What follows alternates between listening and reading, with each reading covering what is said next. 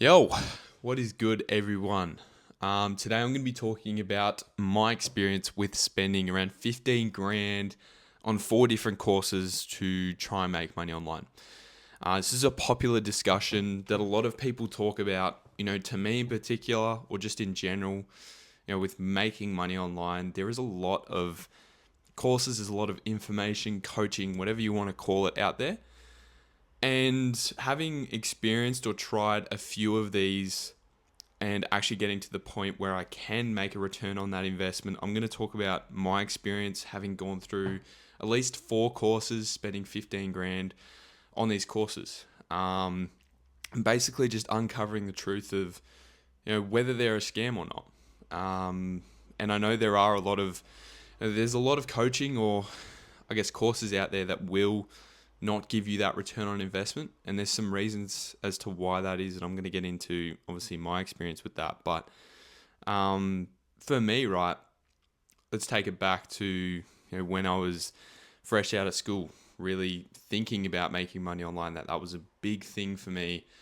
Coming out of school, I knew I didn't want to work a job forever. I knew that I wanted to surpass the average in terms of what I was making on a monthly basis. My original goal was just $10,000 in a single month, and we're on track to hit that right now. But when I first started, looking into the online space, trying to make money online, I tried a few different things, spent countless hours working through courses and information online. And, I tried both free routes and obviously paid routes, being coaching and online courses. But I'd say in my experience, having gone down, the paid route, paying for these four courses, I think the number one thing with these courses or with any information coaching online is there is a lot of skepticism about them. A lot of people say that to me.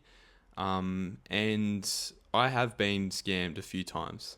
I've been, in the position where I've lost money because I essentially invested without knowing what I was going to get back in return. And it's a hard place to be to know whether you're actually going to make that return or not. But having gone through this process, I think the two things that I sort of look at with making money online or investing in these coaches or online courses is essentially like you have to kind of spend money to make money, if that makes sense. It is a big thing to understand. Number one, you must spend the money to make money because realistically, there's people in the position that you want to be in who have the expertise, that have the information that you need to get to that next level, that level that you want to get, 10K a month or whatever your goal is, because they've been there. They're in the position that you want to be in, so they know how to get there, right? And the way I look at it is how valuable is their time going to be if you want to do this for free? Do you know what I mean? It's like there are free routes out there for sure. There's plenty of free YouTube videos, which is originally the route that I went down, trying to learn off of free videos, free information. There's so much out there, but in my experience going down that route, I felt like the best way I can put it, I felt like I had all these Lego pieces, all this information, but I never had instructions to put it all together. And I feel like that's a common experience with a lot of people is like there is so much information that you can get out there, but the next step of actually using that, applying that, and implementing that is a whole different story. It's a completely different story. Because when the time comes to actually use the skills that you've learned, it's a lot harder to just do it on your own. It's really hard. And I certainly experienced this when I tried to do it through the free routes. I was trying this for a good 4 to 5 months, just trying to get as much information as I could. Now, during this 4 to 5 month period, I didn't make any money. I was just literally slinging myself at everything, every YouTube video that I could, and I wasn't making any money. And that was a tough reality, tough pill to swallow for me because I thought, like, I was one of those people, I thought, yeah, I can do this by myself. Like, what do these people know that I don't, kind of thing. But the second thing that I want you guys to realize is actually investing money into things 9 times out of 10 it actually requires you to put in the work to actually make that return. As much as taking that first step, actually investing into an online course or online information, it's all well and good to actually take that first step, invest that money, but the next step is actually putting in the work, and that's where a lot of people fall short. But for me, having been down those 4 courses and 4 routes, 3 of them did a whole lot of jack shit. I didn't have people around me that were doing the same thing. There was no community aspect to it. And I think that was something that I really dearly needed. People that were in the similar position that I was in, working a job, working a trade, that essentially knew that they wanted more and they were actually working for it. Because a lot of people say they do, but it's a completely different story to actually work for it, right? So that was what I lacked in the first 3 courses. And on top of that, the information I was getting in those courses, it wasn't in a process or a digestible form, kind of like, a Netflix series really, because I was a noob. Like, I knew nothing about these skills. I was pretty new to the space. And I tried SMMA, I tried affiliate marketing, I tried dropshipping as well. And these were the 3 courses that I sort of invested into at first. And the common thing that I ran into with these, I guess, business models was they weren't based around skills. They were more so based around business models. This is a thing that I think a lot of people don't realize is starting a business, you kind of need skills to, number 1, run the business, get it up and running. And number 2, actually maintain it, keep scaling it, keep pushing it forward. A lot of people might make a little bit of money through SMMA, dropshipping, or affiliate marketing, but beyond that, like, you've got to keep it alive. You got to keep scaling it. You can't just make your first couple $100 and then it just keeps going on from there. You need to actually keep progressing, keep learning. So having been down those 3 routes, buying those 3 courses, I felt like I was missing, that community, that step-by-step process, as well as contact with the people that were in the position that I wanted to be in. I think that was a huge thing for me, is actually having contact, running calls or texting these people that I knew were in the position that I could be in, and also getting advice off of them. It's kind of like in TAFE or even in school, the teachers, the people that actually teach you, like, they have the expertise because they know, like, they have the knowledge that they can pass down to you. And especially with making money online, that's a huge thing because it's a completely different landscape. So I lacked that and I went out searching for it, and eventually I came to the conclusion with business models, they weren't going to work for me because I didn't have any skills. I didn't have a skill set that was valuable, that was going to leverage me as a person to break into the marketplace and essentially make money off of those skills. So the 4th way that I tried was I actually invested into a community that had a step-by-step process, as well as mentorship, essentially. Having contact with these people, running calls with them, understanding like where I was going wrong, why I wasn't actually progressing, and what I had to do to get to that next step and actually make some money online. And eventually going down this route, right, like, it took me a little while. It took me a good 6 months to get to where I am today. But having gone through those 3 experiences, I realized to make money, you kind of need to give up money as well. You need to make that return on investment somehow. But doing it by myself, I just constantly felt lost. I felt like I was kind of just going in circles. I felt like there was no direction. I felt like there was nothing in particular that was going to get me to that next level. So the thing that I sort of experienced, having gone down, learning skills in particular, like sales and marketing, which I have now learned and equipped myself with, is now that I have leverage with those skills, it's no longer reliant on a business. Like, I can take these skills and apply it to any already made business and just say, I've got these skills, so I can essentially help your business scale itself and make a bit of money in the process. So for the last route, I think the thing that helped me most was obviously having people around me, having, mentorship, that step-by-step process.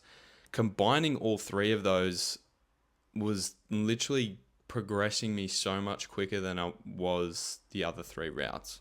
100%. 100%, without a doubt. And I think for me, having been scammed, I suppose, with the other three, I realized, having learnt those experiences, learning that business models weren't the way, I don't really see them as a scam per se. I did get scammed, but actually investing in knowledge wasn't the scam itself. It was just the fact that these business models that I was learning, they were really reliant on too many external factors for me. So that's when I sort of realized, okay, I need to do skills. I need to learn skills to actually leverage myself as a person rather than rely on business models. Like, they were never going to get me to the place that I wanted to be. And obviously I'm at the point now where I can make money online consistently because I've built those skills. But I think the number one realization that I had, especially with investing this money into coaches and information, was you've got to realize doing it by yourself is going to be a lot harder. It's going to take a lot more time. It's going to take a lot more effort on your end to actually get to the point that you want to be. So in my mind, I'm thinking, okay, well, I can spend all this time doing it by myself, or I can fast track that progress and actually make my return on investment a lot quicker than what I would have doing it by myself. So for me, it was kind of a no-brainer. Obviously, it did cost me a lot in the process. 15 grand isn't a cheap amount of money. It's not a cheap amount of money to me. It's not a cheap amount of money to anyone. But having invested that money, I was fast tracking my progress. I was essentially just chipping away at the fact that all these failures, all these experiences I was going through by myself, I was able to get through all of those failures, all of those learning experiences a lot quicker because I had the community to keep me accountable and hold me up, as well as a mentor, someone that was in a position that I wanted to be in, having access to them, as well as a process, an easily digestible and followable process to work through. And I guess for a lot of people, I understand there is a lot of skepticism out there because you just never know until you do actually going down these free information routes and then realizing, okay, maybe I need to invest some money. And having that realization, going down that route of investing a little bit of money into 3 courses before I actually found some results and actually got somewhere, I kind of saw them as not really a scam but learning experiences, because I'd still built some knowledge, number one, but number two, I didn't know that business models were not going to work for me until I actually tried them, until I actually put myself in that position to expose myself to that environment of having to learn these business models in an online platform. Sorry. So I'd say the number one takeaway for me was just realizing business models are not the go anymore. I know for some people they might have success, but in my personal opinion, I highly rate and highly recommend learning skills first. Even if you do want to venture into a business, that's perfectly fine. Because I myself was one of those people. I wanted to start a business. I wanted to, have something that was self-sufficient, something that I had built. But I wasn't skillful. I didn't have skills to, number one, market the product. Number two, actually convert those leads with skills, because I didn't have marketing or sales under my belt. And having them now, I can understand like the interworkings of a business through learning the step-by-step process, the mentor, and that community. That was something that really made a difference in my progress. But I mean, I can understand, obviously, like there are some scams out there and I've obviously experienced them, but I couldn't shake the feeling that when you have one bad experience, it shouldn't stop you from essentially finding the good ones. And the best way I can put this is, when you get done dirty by one girl, it doesn't stop you from going out there and trying the next or seeing if there's someone else out there. And it can kind of be related here, right? It's like, just because you've had one bad experience with one course or you got scammed, it shouldn't stop you from getting you to your goals, because they're still there. They are still very achievable. There is information out there that would suit your situation and actually help you. But letting one bad experience hold you back from that, I think, is just shooting yourself in the foot and kind of just making yourself fall short from your goals. So I think I understand, like, scams are definitely out there, but letting that sour taste sit in my mouth and not actually going out there to find something that worked for me was just not something that I was going to settle for. And a lot of you guys reach out to me saying, you've been scammed before, you've been in the position before where you have lost money and thought that you were going to make a return on that investment. But I think it's just about not letting that one bad experience hinder or, put a distrust in other opportunities that are out there, because there's plenty out there that would actually help you. You've just got to be able to find the right one. But yeah, in closing, I guess, like, letting those bad experiences stop me from finding something else, it was never going to be an option for me. And I think for a lot of you guys, it's more so about going through those experiences. Sure, they're bad, but letting those stop you from getting to 10K a month, to the freedom that you want, or anything that is a goal for you, stopping yourself to get there by letting this one or two bad experience stop you from getting there. I think it's just a no-brainer as to why you shouldn't let that stop you. But look, if you want more information on exactly what I did, the community, or I guess the step-by-step process that I went through, shoot me a message on Instagram, because I'd love to help point you in the right direction, or just give you some free information on how I actually got to this point, went through those experiences, and obviously how I got over that. But yeah, thanks for watching the video. I hope you guys found this somewhat valuable in my experience and me sharing this, but I hope to see you guys in the next one.